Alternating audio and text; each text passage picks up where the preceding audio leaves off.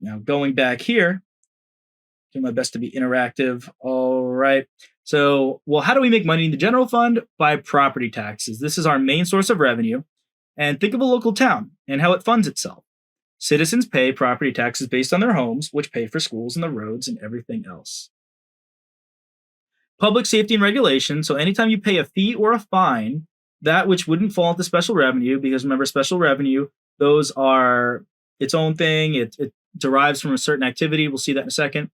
Or pay for your driver's license or building permit. All of these general fees and fine revenue fall into the general fund.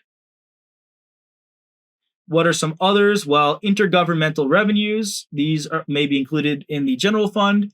The funds can do business with each other. Yes, there are bank accounts, essentially for the purposes of keeping track of everything in a government, but they can definitely do business with each other, lend each other money, and buy and sell from each other.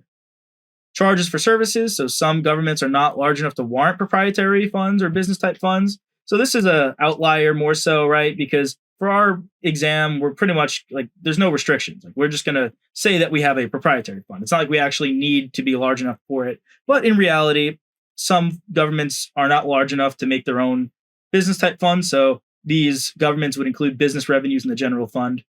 And then other revenues, anything miscellaneous that doesn't catch all into something else, it falls into general fund.